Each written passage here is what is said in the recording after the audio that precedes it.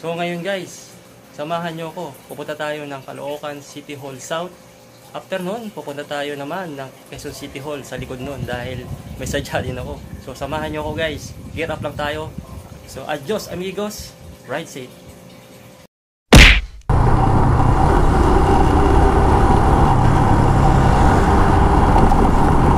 Buti di traffic kayo dito. Wala siguro bantay doon sa kanto.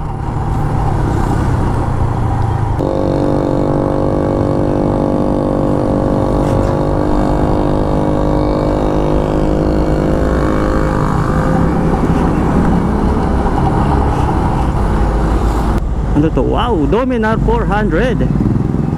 Sana all naka 400cc. Ganun lang. Huwag na natin hangarin yung mga mas mataas pa, no? Ano ko na mas mahal.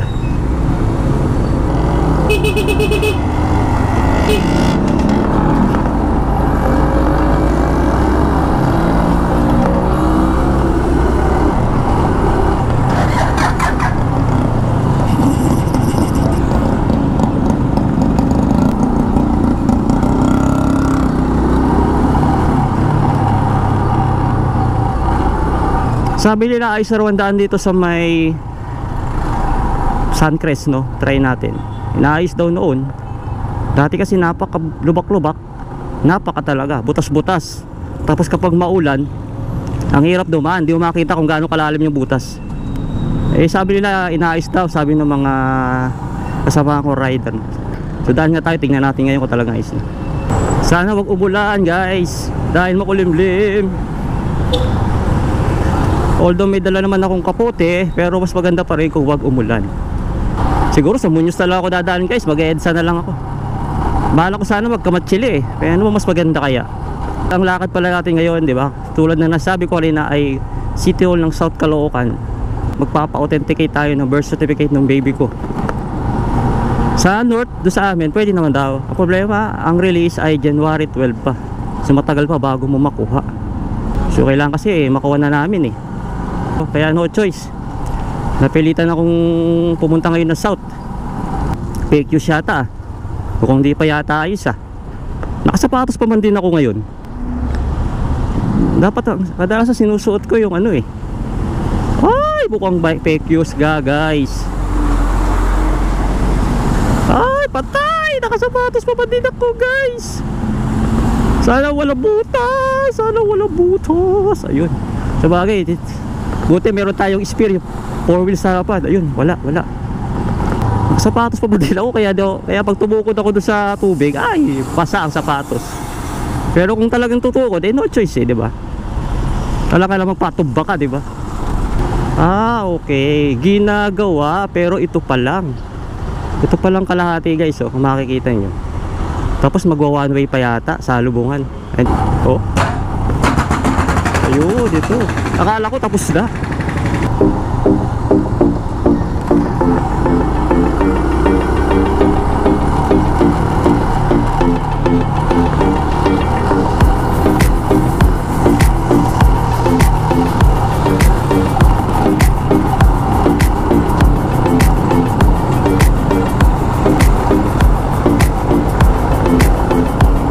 Sir, bitter ka talaga.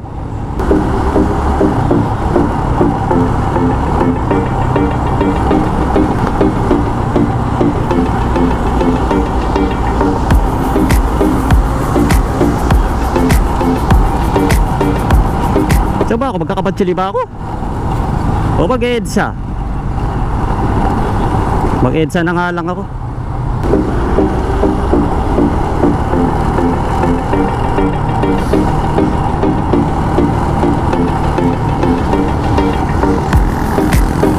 Mag-EDSA na lang siguro tayo, kaya dito tayo dadaan sa ilalim ng Mindanao Underpass.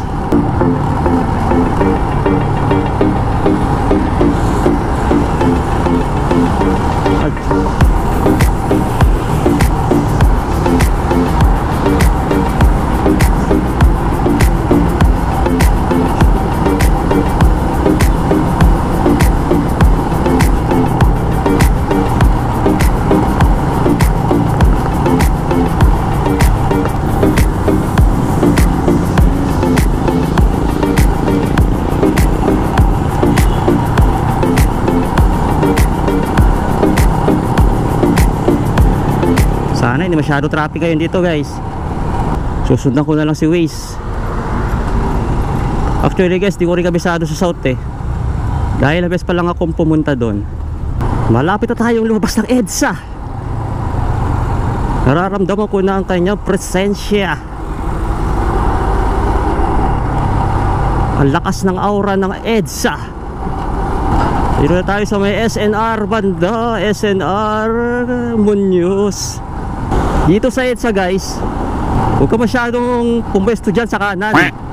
Kasi minsan biglang may barrier pala para sa U-turn. Magugulat ka eh, didiretso ka rin sa barrier. Kaya mas maganda pa dito sa gitna o banda dito sa kanan. Yun ang obserbahan ko dito sa EDSA.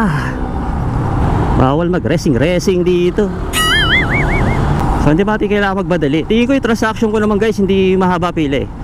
Kasi sa mga birth certificate lang naman, yung authenticate lang naman. So abutin masiguro ko ng oras. Hindi ganun katagal o hindi ako abutin maghapon, no? Kaya siguro hindi ko kailangan magbadali. Tsaka tanghali na rin naman sa bahay, alas 9 na. Kaya sabi ko pag masyadong maaga, sa pool ko yung traffic. Lalo't alam kong dadaan ako dito sa EDSA. Pinapadaan ako ni Waze sa Balintawak, no? Doon ako iikot, pero didiretso na lang ako. May ibang daanan naman eh. Baka mapasok ako ng expressway, di ko mapansin eh. Diba? Yung going to NLEX southbound, baka mapasok ako doon. Mahirap na. Hindi ko pa di kabisado, kaya didiretso na lang ako. Lapit ako sa Balintawak, ayan, bus lane. Sarap pag-commute ngayon, no? Dire-diretso, no? Kung dati, wala pang pandemic, pag nag-commute ka, hassle. Ngayon, maginhawa na. Oh, tulad yan. Dito tayo sa gitna kasi pag diyan ka sa kanan, baka mapasok ka ng NLEX. Mas masarap nang mag-commute ngayon. Para ka na kay MRT kapag nakasakay ka sa carousel, eh, no guys, no? Mali pala siguro doon mga stopover banda kasi nagpipila-pila yung bus. Pero tulad niya, no, naabutan tayo. Ayun, no, di ba? Dire-diretso siya. Tayo, nagbagal siya, hindi, oh.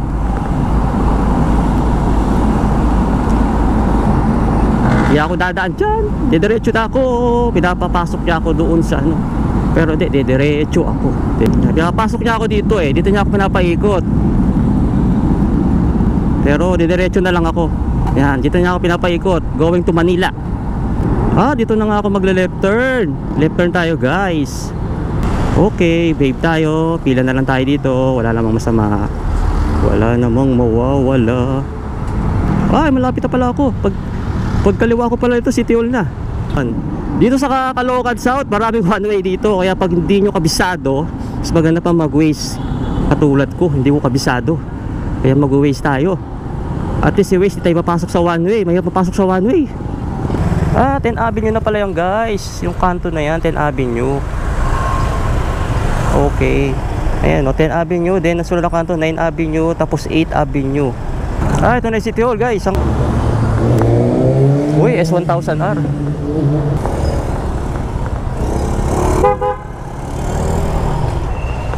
Sir, good morning. Saan po pwede mag-park, sir? Doon po sa 9. Labas po ako dyan. Sa akin po 9 Street. Ah, 9 Street. Salamat po. Katabi ko Dominor 400. Kailan mapaparking dyan? Ay, hindi. Rouser pala.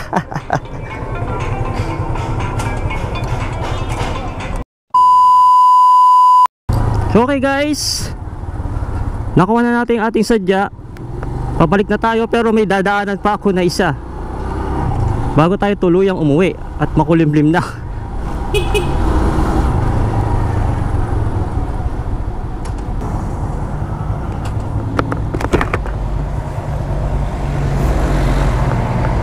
Paambon guys eh.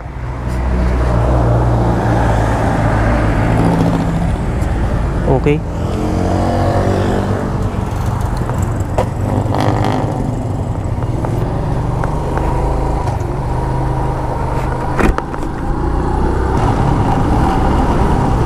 Dito mga motor po pwede. Kaya sa ilalim para di maiinit. Dahil left turn naman tayo eh. Pare-paro tayo na left turn. Pag pumasok ka rito, left turn ka. Tagal lang ng stoplight dito guys.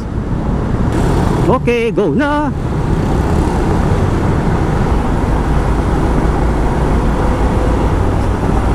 Then kanan tayo ngayon. Dito sa may Agham Road.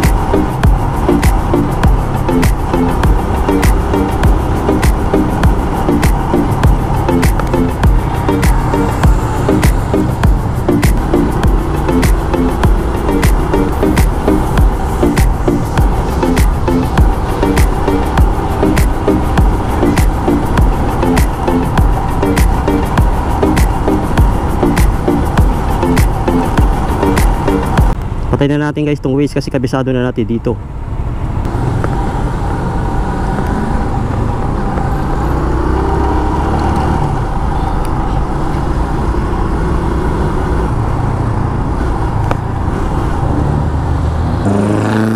Is Avenue.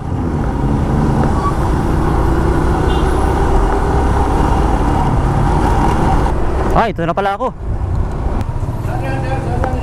Sa ano sir? Sa Bestman, may kukunin ako. Yung sa asawa ko dati. Sige doon, boss. Okay. Patayin mo muna yan. Okay po.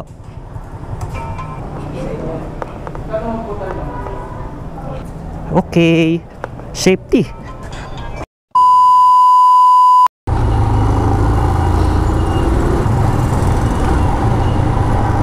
So ayun guys, pauwi na ako. Salamat sa pagsama sa aking lakad. At nakuha ko na rin yung sadya ko dito. So ako uwi na. Dito na ako dadaan sa Mindanao Avenue.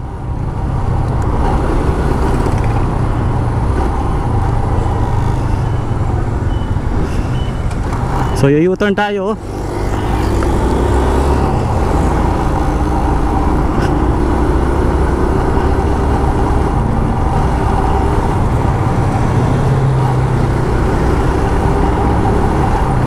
This has been Motovlog. Ride safe always. Bye-bye.